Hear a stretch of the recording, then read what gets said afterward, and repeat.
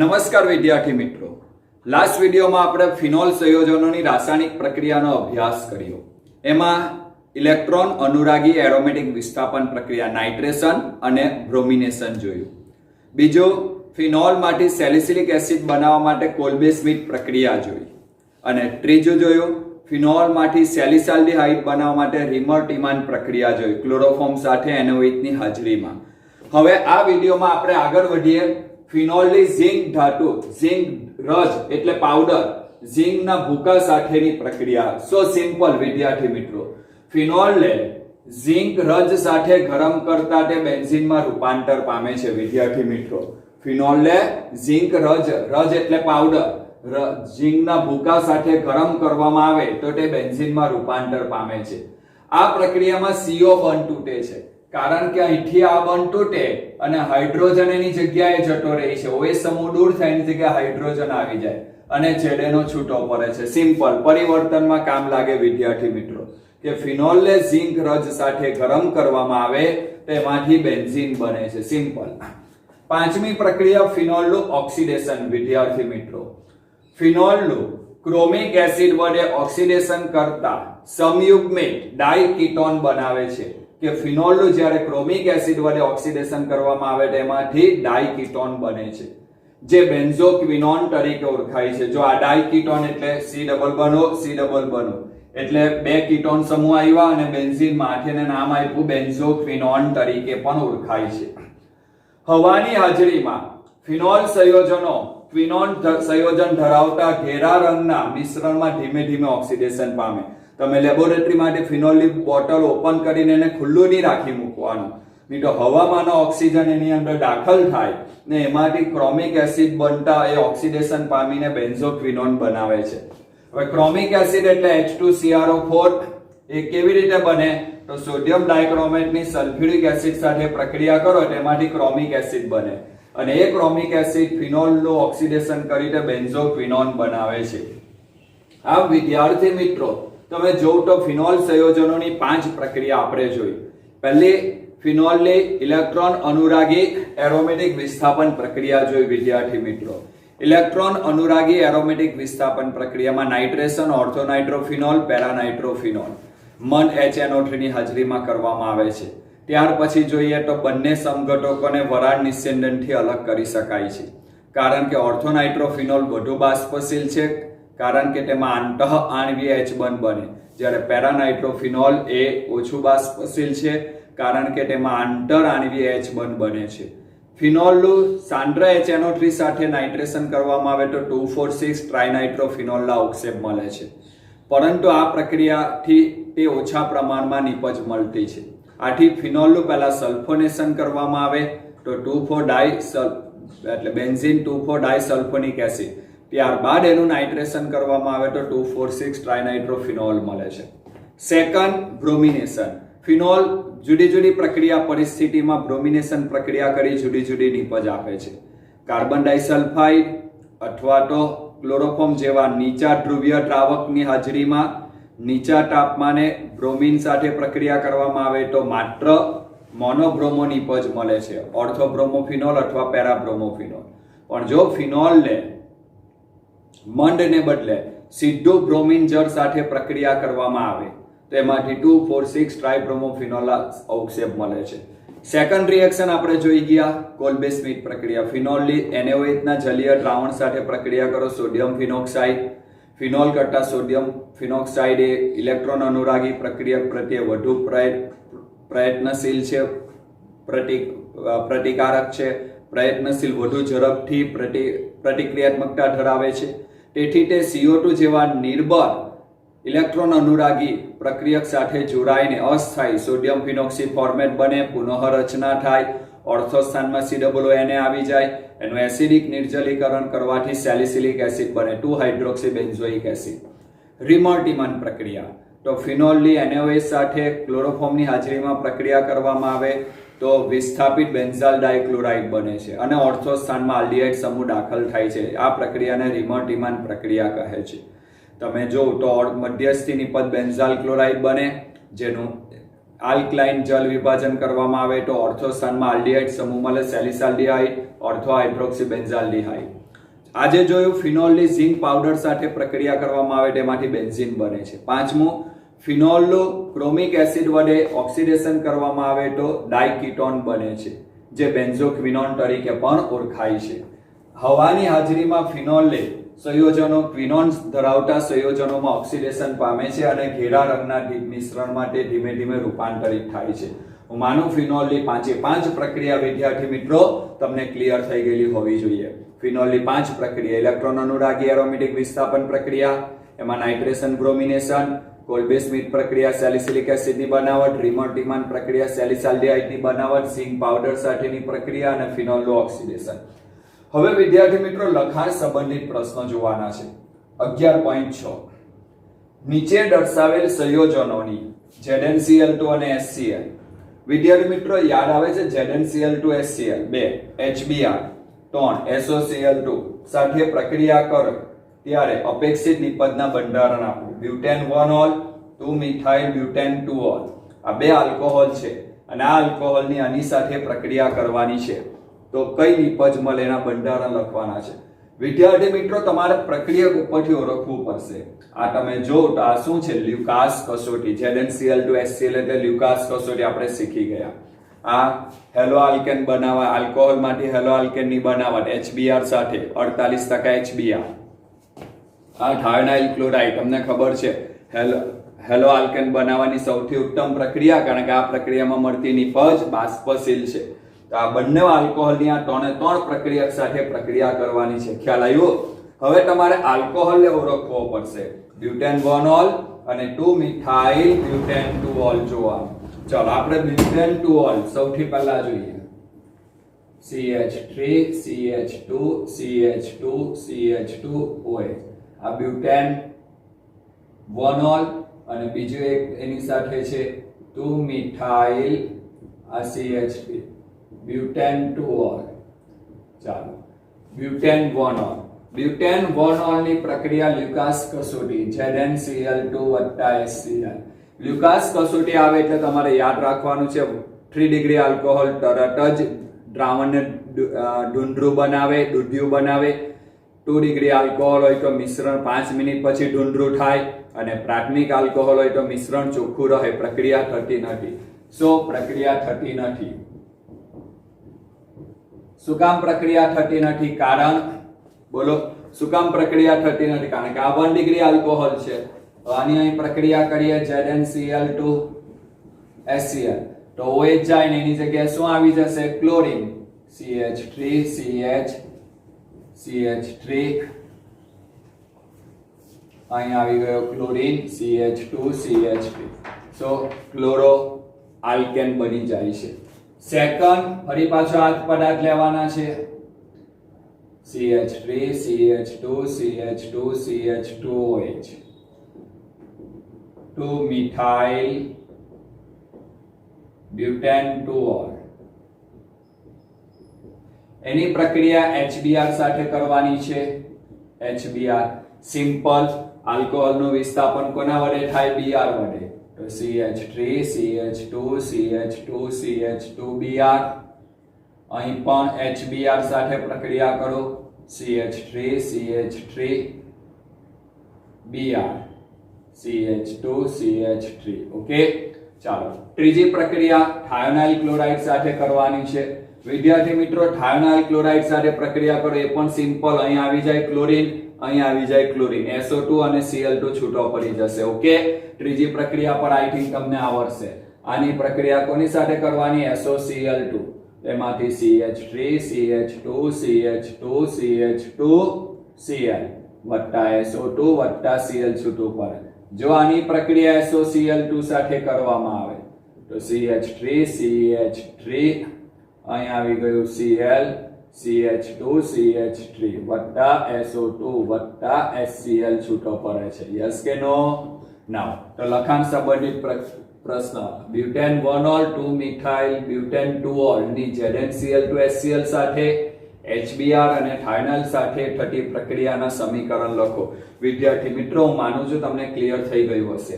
ચાલો 11.7 પ્રશ્ન તમે વાંચો. શું કહેવા માંગે છે? તમારે જ આનો જવાબ આપવાનો છે. રકમ વાંચો.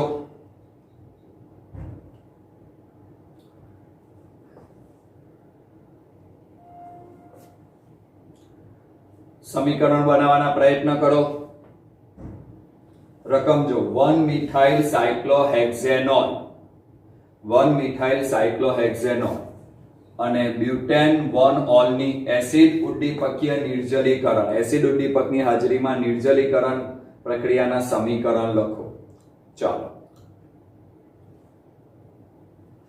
બનાવો જોઈએ તમે જાતે. નોટ બોલ પેન લઈને બેઠા છો તો આમાંથી આ જે પ્રક્રિયા લખો અને એ પ્રક્રિયામાંથી કઈ નિપજ મળે એ સમીકરણ પ્રૂવ કરો.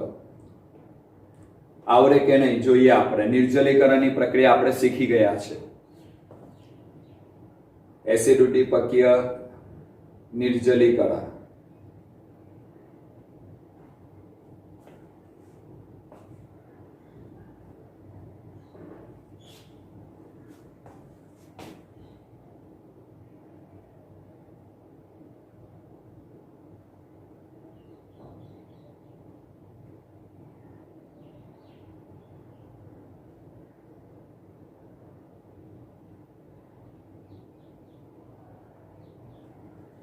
બન્યું સમીકરણ જો સાયક્લોહેક્ઝેનોલ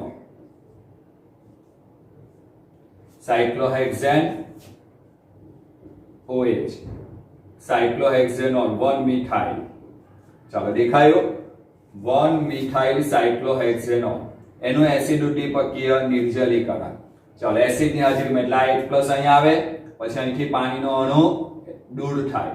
હવે એસિડ ઉદ્દીપકીય નિર્જલીકરણ વિદ્યાર્થી મિત્રો તો એસિડ ઉદ્દીપકીય નિર્જલીકરણમાં કઈ નિપજ મળશે તે તમને ક્લિયર હોવું જોઈએ. હવે એસિડ ઉદ્દીપકીય નિર્જલીકરણ શું થાય? સૌથી પહેલા H+ અહીં આવે એટલે અહીંથી પાણીનો અણુ દૂર થાય એટલે આ કાર્બોકેટાઇન બને. આ રીતે આખું મિકેનિઝમ લખીએ. અહીં CH3 અહીંથી આ H+ આવે અહીંથી ગયો કાર્બોકેટાઇન અને ત્યાર પછી શું થાય? આ કાર્બોકેટાઇન 3 ડિગ્રી એટલે આ બાજુ અથવા આ બાજુ કોઈ પણ એક જગ્યાએથી પ્રોટોનને દૂર કરશે કારણ કે આ H આમાં ઉમેરાઈ ગયો એટલે પાણીનો અણુ તો ગયો. નિર્જલીકરણ પાણીનો અણુ ગયો પણ એસિડનો પ્રોટોન વપરાઈ ગયો તો ત્રીજા તબક્કામાં ફરી પાછો પ્રોટોન પ્રાપ્ત થઈ જાય. તો આ હાઇડ્રોજન અથવા આ હાઇડ્રોજન એ કોઈ પણ H+ દૂર થાય. દાખલા તરીકે આ દૂર થાય તો આ બંને અંદરની બાજુ વળી જાય તો એમાંથી નિપજ આ મળશે. આનું નામ 1 મિથાઇલ સાયક્લોહેક્ઝેન. શું નામ? 1 મિથાઇલ સાયક્લોહેક્ઝેન. શું પ્રક્રિયા થઈ? એસિડ પહેલું સ્ટેપ આલ્કોહોલ એસિડમાંનો પ્રોટોન સ્વીકારી પ્રોટોનેટ આલ્કોહોલ બનાવે. બીજો તબક્કો પ્રોટોનેટ આલ્કોહોલ પાણીનો અણુ ગુમાવી કાર્બોકેટાઇન બને. આપણે શીખી ગયા. ત્રીજો કાર્બોકેટાઇન તરત જ પ્રોટોનને દૂર કરીને આલ્કીન સંયોજન બનાવે છે. પ્રોટોનો દૂર કરે અને આલ્કીન સંયોજન બને. પહેલા તબક્કામાં વપરાયેલો પ્રોટોન ત્રીજા તબક્કામાં ફરી પાછો પ્રાપ્ત થઈ જાય છે. આપણે શીખી ગયા આગળ. આ H+ આવ્યો અહીં પાણી ગયું એટલે કાર્બોકેટાઇન બન્યો. પછી પ્રોટોન ડિપ્રોટોનીકરણ પ્રોટોન દૂર થાય ક્યાં તો આ અથવા આ હાઇડ્રોજન દૂર થાય. જો આ જાય તો આ બન અંદર વાત આ બાજુથી વિબન અથવા કાને પલટી મરાવો તો આ બાજુથી વિબન. આનું નામ 1 મિથાઇલ સાયક્લોહેક્ઝેન. 1 methyl cyclohexene. શું નિપજ મળી? 1 મિથાઇલ સાયક્લોહેક્ઝેન. ચાલો સેકન્ડ બ્યુટેન 2 ઓલ.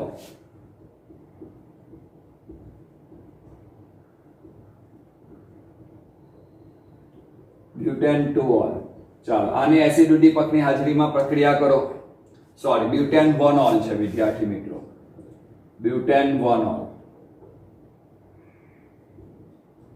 ચાલો આની એસિડ ઉદ્દીપકની હાજરીમાં પ્રક્રિયા કરો. શું આવશે? બધા સ્ટેપ નથી લખતા. એસિડમાંના આ પ્રોટોન અહીં આવે એટલે પાણીનો અણુ દૂર થાય એટલે શું બનશે? CH2 CH2 CH2 CH3. આ કાર્બોકેટાઇન બન્યો. આ બે સ્ટેપ ભેગા લખી દીધા. એસિડમાંનો પ્રોટોન આવે પ્રોટોનિક આલ્કોહોલ પહેલું સ્ટેપ. પ્રોટોનિક આલ્કોહોલ પાણીનો અણુ ગુમાવે તો કાર્બોકેટાઇન નું બનવું આપણે શીખી ગયા. ઓકે કાર્બોકેટાઇન બને. પછી અહીં જો આ કયો કાર્બોકેટાઇન 2 ડિગ્રી એમાં 1 ડિગ્રી ધન વીજભાર ધરાવતો કાર્બન બીજા એક સાથે જોડાયો. હવે જો આમાંથી 2 ડિગ્રી બનતો હોય તો બનાવી દેવાનો. તો જો આ હાઇડ્રોજન અહીં આવી જાય તો એમાંથી શું બનશે ધ્યાનથી જોજો, CH3 CH CH2 CH3. આ કાર્બોકેટાઇન કેવો બન્યો? 2 ડિગ્રી બન્યો. યસ કે નો? 2 ડિગ્રી હાઇડ્રોજન અહીં આવી ગયો એટલે કાર્બોકેટાઇન 2 ડિગ્રી. હવે ત્રીજું સ્ટેપ, પ્રોટોન દૂર થાય.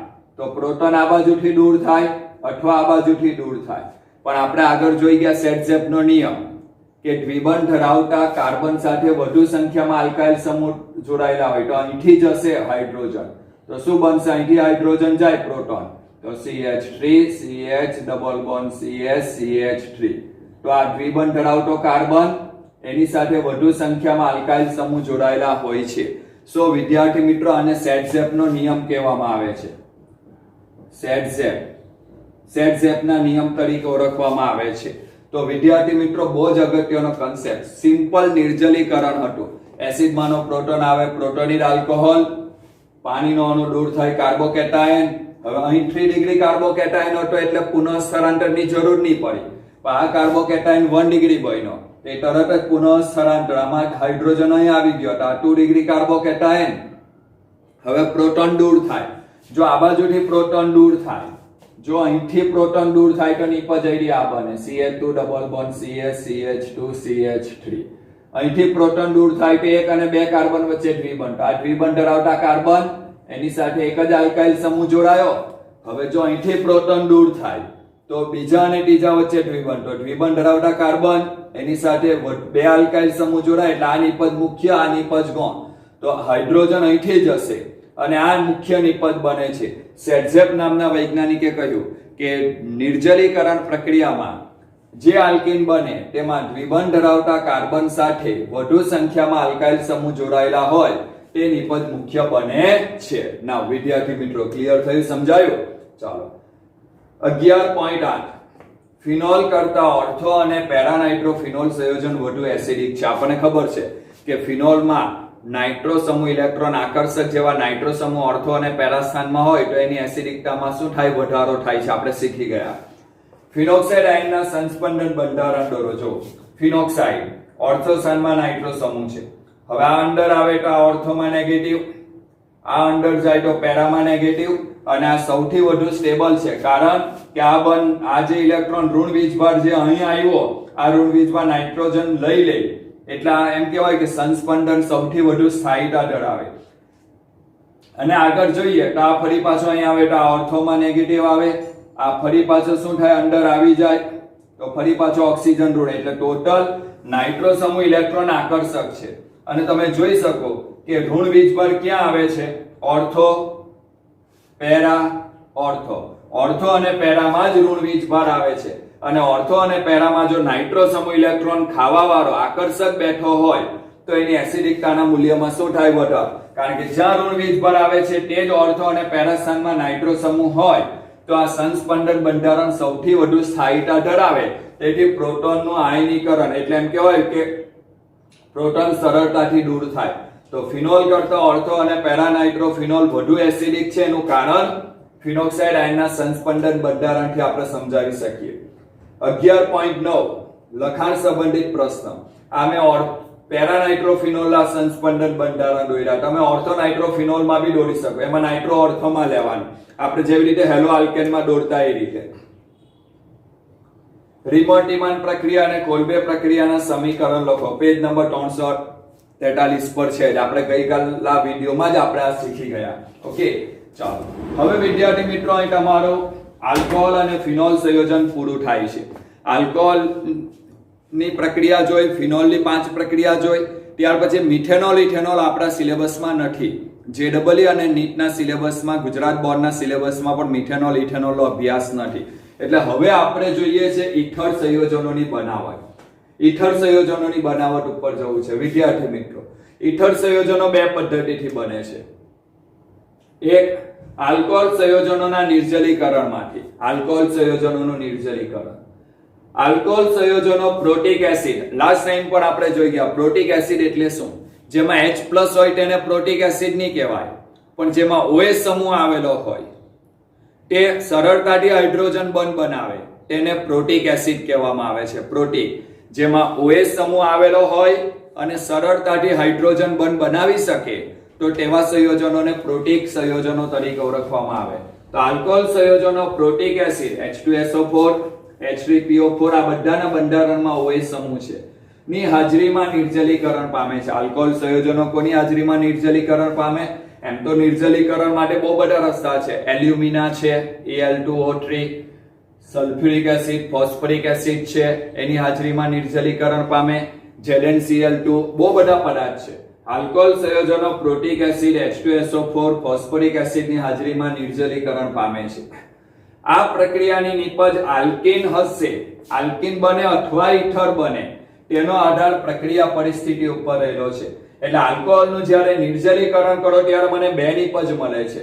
એક તો અત્યારે જોઈ ગયા આલ્કીન નિપજ મળે અને ઇથર પણ બને છે. આલ્કીન અને ઇથર આ બેમાંથી કઈ નિપજ મળે એનો આધાર પ્રક્રિયાની પરિસ્થિતિ ઉપર હોય છે વિદ્યાર્થી મિત્રો. દાખલા તરીકે 170 ડિગ્રી સેલ્સિયસ તાપમાને એટલે 443 કેલ્વિન 170 ડિગ્રી સેલ્સિયસ તાપમાને ઇથેનોલની સાંદ્ર સલ્ફ્યુરિક એસિડની હાજરીમાં ઇથીનમાં નિર્જલીકરણ પામે છે. 170 ડિગ્રી સેલ્સિયસ તાપમાને ઇથેનોલ સાંદ્ર સલ્ફ્યુરિક એસિડની હાજરીમાં ઇથીનમાં નિર્જલીકરણ પામે. જ્યારે 140 ડિગ્રી સેલ્સિયસ તાપમાને તે ઇથોક્સી ઇથેન એટલે ઇથર સંયોજન મુખ્ય નિપજ આપે છે. જો આ ઇથેનોલ હવે એની વધારે H2SO4 ની હાજરીમાં 170 ડિગ્રી સેલ્સિયસ તાપમાને પ્રક્રિયા કરો તો અહીંનો OH ગયો એટલે એસિડ માનો H આવ્યો એટલે પ્રોટોનિલ આલ્કોહોલ. યસ કે નો? અહીંથી ગયો પાણી એટલે કાર્બોકેટાયન, અહીંથી હાઇડ્રોજન ગયો તો ઇથીન બને. આખું મિકેનિઝમ ખ્યાલ આવી ગયો, આપણે શીખી પણ ગયા આગળ. એસિડ માનો પ્રોટોન આવે એટલે પ્રોટોનિલ આલ્કોહોલ. બીજો તબક્કો કાર્બોકેટાયન નું બનવું, પાણીનો અણુ ગયો કાર્બોકેટાયન. ત્રીજો તબક્કો પ્રોટોન નું દૂર થવું, અહીંથી પ્રોટોન ગયો એટલે આલ્કીન. બીજો રસ્તો એક H2SO4 ની હાજરીમાં 140 ડિગ્રી સેલ્સિયસ તાપમાને પ્રક્રિયા કરો. વધારે ઇથેનોલ લેવામાં આવે તો શું થાય? અહીંનો H2SO4 નો એસિડ આવે એટલે પ્રોટોનિલ આલ્કોહોલ. કાર્બોકેટાયન નું બનવું એટલે અહીંથી પાણીનો અણુ ગયો એટલે કાર્બોકેટાયન બને અને એ કાર્બોકેટાયન એ ઇથેનોલના બીજા અણુ સાથે જોડાય તેમાંથી ડાઇથાઇલ ઇથર બને. શું બને? ડાઇથાઇલ ઇથર. વિદ્યાર્થી મિત્રો સમજો 170 H2SO4 સાથે ગરમ કરું તો અહીંથી 140 H2SO4 સાથે વધારે ઇથેનોલની હાજરીમાં પ્રક્રિયા કરું તો ઇથર બને. હવે ઇથરની બનાવટની પ્રક્રિયા SN2 પ્રક્રિયા છે વિદ્યાર્થી મિત્રો. SN2 એટલે એક જ તબક્કામાં થાય, દૂર થાય, એની હાજરીમાં શું થાય? દાખલ થઈ જાય. SN2 દ્વિઆણ્વીય કેન્દ્ર અનુરાગી વિસ્થાપન પ્રક્રિયા છે. ઇથેનોલ અને H2SO4 બંને ઉપર આધાર રાખે છે. એટલે ઇથરની બનાવટ એ દ્વિઆણ્વીય કેન્દ્ર અનુરાગી વિસ્થાપન પ્રક્રિયા SN2 પ્રક્રિયા છે. જેમાં પ્રોટોનિલ આલ્કોહોલ પર આલ્કોહોલનો બીજો અણુ હુમલો કરે છે. જો આ ધીમો તબક્કો છે, ધીમો તબક્કો. જો આલ્કોહોલ એસિડ માનો પ્રોટોન લીધો, ઝડપી તબક્કો એટલે આ બની ગયો પ્રોટોનિલ આલ્કોહોલ. આલ્કોહોલ હતો એમાં એક પ્રોટોન ઉમેરાયો, પ્રોટોનિલ આલ્કોહોલ. હવે આલ્કોહોલનો બીજો અણુ પ્રોટોનિલ આલ્કોહોલ પર હુમલો કરે એટલે અહીંથી આ આલ્કોહોલનો અણુ ઓક્સિજન આ પ્રોટોનિલ આલ્કોહોલ ઉપર હુમલો કરે એટલે અહીંથી પાણીનો અણુ ગયો એટલે દૂર થાય, એની હાજરીમાં દાખલ થાય. સો એક જ તબક્કામાં થઈ પ્રક્રિયા. સો પ્રોટોનિલ આલ્કોહોલ એટલે અહીંથી પાણીનો અણુ દૂર થયો, તેમાંથી પ્રોટોનિલ ઇથર તમે જોઈ શકો, ઇથર તો બની જ ગયો પણ એમાં પ્રોટોન વધારે એટલે એને નામ આપ્યું પ્રોટોનિલ ઇથર. પ્રોટોનિલ ઇથર તરત જ એસિડનો પ્રોટોન ગુમાવે એટલે અહીંથી આ H+ જાય, તેમાંથી ડાઇથાઇલ ઇથર બને અને પહેલા તબક્કામાં વપરાયેલો પ્રોટોન ત્રીજા તબક્કામાં પ્રાપ્ત થઈ જાય છે. વિદ્યાર્થી મિત્રો ઇથરની બનાવટની પ્રક્રિયા કઈ છે? SN2. આ તો આપણે ત્રણ ખાલી મિકેનિઝમ આપ્યું છે કેવી રીતે, પણ આ SN2 પ્રક્રિયા છે, એક જ તબક્કામાં થઈ જાય છે. યાદ રાખજો કે આલ્કોહોલમાંથી ઇથરની બનાવટની પ્રક્રિયા SN2 પ્રક્રિયા. SN2 પ્રક્રિયા એટલે શું? દ્વિઆણ્વીય કેન્દ્ર અનુરાગી વિસ્થાપન પ્રક્રિયા છે. વિદ્યાર્થી મિત્રો આ કઈ પ્રક્રિયા છે? SN2 પ્રક્રિયા, દ્વિઆણ્વીય કેન્દ્ર અનુરાગી વિસ્થાપન પ્રક્રિયા. તમે પોતે જોઈ શકો કે આ પ્રોટોન અને આલ્કોહોલ બન્યો. હવે આ અણુ તો જોઈએ જ, જ્યાં સુધી આ બીજો આલ્કોહોલ નહીં આવે ત્યાં સુધી આ નહીં બને. એટલે બે અણુ તો જોઈએ, બે અણુ ઉપર આધાર રાખે SN2 એટલે દ્વિઆણ્વીય કેન્દ્ર અનુરાગી વિસ્થાપન પ્રક્રિયા છે. યસ કે નો? એટલે એસિડ માનો પ્રોટોન લીધો, પ્રોટોનિડ આલ્કોહોલનો બીજો અણુ પ્રોટોનિડ આલ્કોહોલ પર હુમલો કરે, પ્રોટોનિડ ઈથર, પ્રોટોન ગુમાવે તો ડાઇથાઇલ ઈથર બને છે. હવે ઈથરની બનાવટની આ પ્રક્રિયા જે છે, તો આ પ્રક્રિયામાં આલ્કાઇલ સમૂહ પ્રાથમિક હોય, આ જે આલ્કાઇલ સમૂહ 1 ડિગ્રી હોય તો જ સરળતાથી ઈથર બને છે, અથવા તો આલ્કાઇલ સમૂહ ઉપર અવકાશી અવરોધ હોવો ન જોઈએ. યાદ રાખજો, ઈથરની બનાવટમાં આલ્કાઇલ સમૂહ એ પ્રાથમિક હોવો જોઈએ અથવા આલ્કાઇલ સમૂહ પર અવકાશી અવરોધ ન હોવો જોઈએ. જો આલ્કાઇલ સમૂહ પર અવકાશી અવરોધ હોય તો તે સરળતાથી ઈથર બનાવતો નથી. જેમ કે 2 ડિગ્રી 3 ડિગ્રી આલ્કોહોલ સંયોજનો ની H2SO4 ની હાજરીમાં પ્રક્રિયા કરવામાં આવે તો તે ઈથર સંયોજન બનાવતા નથી, પણ આલ્કીન સંયોજનો બનાવે છે. કારણ કે 2 ડિગ્રી 3 ડિગ્રી આલ્કોહોલ સંયોજનો H2SO4 ની હાજરીમાં SN1 મિકેનિઝમને અનુસરે છે. કઈ પ્રક્રિયા? SN1 એટલે બે તબક્કામાં થાય, કાર્બોકેટાઇન ની પ્રક્રિયા થાય અને એમાંથી મને શું બનાવી દે છે? આલ્કીન. એમાંથી મને આલ્કીન સંયોજનો બનાવે છે. યાદ રાખજો, 1 ડિગ્રી આલ્કોહોલ સંયોજનો H2SO4 ની હાજરીમાં ઈથર સંયોજનો બનાવે છે. અવકાશી અવરોધ ન હોય તેવા પ્રાથમિક આલ્કાઇલ સમૂહ ધરાવતા આલ્કોહોલ સંયોજનો ઈથર સરળતાથી બનાવી શકે છે. પણ જો આલ્કોહોલમાં આલ્કાઇલ સમૂહ પર અવકાશી અવરોધ હોય, 2 ડિગ્રી 3 ડિગ્રી આલ્કાઇલ સમૂહ હોય તો તે સાંદ્ર H2SO4 ની હાજરીમાં SN1 મિકેનિઝમને અનુસરે છે. આથી આ પ્રક્રિયાની મુખ્ય નિપજ આલ્કીન બને છે. કારણ કે વિલોપન પ્રક્રિયા એ વિસ્થાપન પ્રક્રિયા કરતા ખૂબ સરળતાથી થઈ જાય છે. વિલોપન પ્રક્રિયા એટલે આલ્કીન બને, વિસ્થાપન પ્રક્રિયા કરો તો ઈથર બને. આથી વિલોપન પ્રક્રિયા એ વિસ્થાપન પ્રક્રિયા કરતા ખૂબ સરળતાથી થઈ જાય છે. વિદ્યાર્થી મિત્રો, તો ફરી પાછું ઈથર સંયોજનોની બનાવટ શું લખીશું? આલ્કોહોલ સંયોજનો પ્રોટિક એસિડ H2SO4 ફોસ્ફરિક એસિડની હાજરીમાં નિર્જલીકરણ પામે છે. આ પ્રક્રિયાની નિપજ આલ્કીન અથવા ઈથર હશે એનો આધાર પ્રક્રિયાની પરિસ્થિતિ પર. 170 H2SO4 ની હાજરીમાં આલ્કીન બનાવે, 140 H2SO4 ની હાજરીમાં ડાઇથાઇલ ઈથર બને. ઈથરની બનાવટની પ્રક્રિયા SN2 પ્રક્રિયા છે, જેમાં પ્રોટોનિડ આલ્કોહોલના બીજા અણુ ઉપર હુમલો કરે છે. આ પ્રક્રિયાના મિકેનિઝમ લખ્યા. અહીં ઈથરની બનાવટની આ પ્રક્રિયામાં આલ્કોહોલમાંનો આલ્કાઇલ સમૂહ પ્રાથમિક હોવો જરૂરી છે, અથવા એના પર અવકાશી અવરોધ ન હોય તો જ તે સરળતાથી ઈથર બનાવે છે. જો આલ્કાઇલ સમૂહ અવકાશી વિઘ્નવાળો હોય, 2 ડિગ્રી 3 ડિગ્રી આલ્કાઇલ સમૂહ ધરાવતો આલ્કોહોલ હોય તો તે SN1 પ્રક્રિયાને અનુસરે છે અને એની મુખ્ય નિપજ આલ્કીન બને છે. કારણ કે વિલોપન પ્રક્રિયા એ વિસ્થાપન પ્રક્રિયા કરતા વધુ ઝડપથી સરળતાથી થાય છે. તો વિદ્યાર્થી મિત્રો, અહીં એક પ્રશ્ન આવ્યો, આલ્કોહોલ સંયોજનમાંથી ઈથરની બનાવટ. હવે એક શબ્દ મેં વાપર્યો છે, સતત ઈથરીકરણ. વિદ્યાર્થી મિત્રો, સતત ઈથરીકરણ એ શું એ સમજાવી દો ખાલી ટૂંકમાં. તો જો લેબોરેટરીની અંદર જોઈએ આપણે, આ પ્રમાણે એક ગોઠવણી કરવામાં આવે તો આની અંદર આપણે મૂળ પદાર્થ ઇથેનોલ લઈ લીધો, એની અંદર H2SO4, એટલે ઇથેનોલ અને H2SO4 વચ્ચે પ્રક્રિયા થાય, તેમાંથી શું બને છે? ઈથર બને. ટેમ્પરેચર સેટ કરી દીધું 140 ડિગ્રી સેલ્સિયસ. 140 એ પ્રક્રિયા કરો તો ઈથર. હવે ડાઇથાઇલ ઈથરનું ઉત્કલન બિંદુ છે 35 ડિગ્રી સેલ્સિયસ જેટલું નીચું. ડાઇથાઇલ ઈથરનું ઉત્કલન બિંદુ કેટલું છે? 35 ડિગ્રી સેલ્સિયસ. હવે પ્રક્રિયા કયા તાપમાને થાય છે? 140 ડિગ્રી સેલ્સિયસ તાપમાને. તો જે ડાઇથાઇલ ઈથર બને તે શું થશે? બાષ્પ સ્વરૂપે હશે. તો આ બાષ્પને જળસીટકમાંથી પસાર કરવામાં આવે. જળસીટક એટલે આ બાષ્પ અહીંથી જળસીટક, અહીંથી ઠંડુ પાણી પસાર કરવામાં આવે, અહીંથી પાણી બહાર નીકળે. તો આ જે બાષ્પ છે તે ઠંડી થાય, અને ઠંડી થઈને મને અહીંથી પ્રવાહી અવસ્થામાં ઈથર મળે. તો આમ એક બાજુથી સટલ ઇથેનોલ અંદર ઉમેરવામાં આવે અને બીજી બાજુથી ડાઇથાઇલ ઈથર મળે, એવું પ્રાયોગિક આયોજન કરવામાં આવે તો આ પદ્ધતિને સતત ઈથરીકરણ કહેવાય. શું કહેવા માંગુ છું? એક કોનિકલ ચંબુ લઈ લીધો, એની અંદર ઉપરથી સતત ઇથેનોલ પેદા કરે. H2SO4 તો પહેલેથી લીધો છે. બર્નર પર ગરમ કરો, ટેમ્પરેચર ફિક્સ કરી દીધું 140. 140 પ્રક્રિયા થાય એટલે શું બને? ડાઇથાઇલ ઈથર જ બનવાનો. હવે ડાઇથાઇલ ઈથર નું ઉત્કલન બિંદુ 35 છે. પ્રક્રિયા 140 એટલે જે બન્યો તે કઈ બાષ્પ અવસ્થામાં, એ બાષ્પને જળ સીટકમાંથી પસાર કરો. એટલે જળ સીટક એટલે આવી એક ટ્યુબ આવે, એ ટ્યુબની ચારે બાજુ પાણી ફરતું હોય, એટલે એ ટ્યુબમાંથી જે બાષ્પ આવે એને ચારે બાજુ પાણી હોય એટલે એ બાષ્પ ઠંડી થાય. એટલે આ ખૂણા પર મને પ્રવાહી અવસ્થામાં ડાઇથાઇલ ઈથર બને, કારણ કે પ્રક્રિયાના ચંબુ માટે વાયુ અવસ્થામાં હતું, પણ મેં એને ઠંડી કરી, આથી એ પ્રવાહી અવસ્થામાં પ્રાપ્ત થાય. આમ એક બાજુથી સતત મને ડાઇથાઇલ ઈથર મળે તો એક બાજુથી ઇથેનોલ ઉમેરવામાં આવે અને બીજી બાજુથી ઈથર મળે.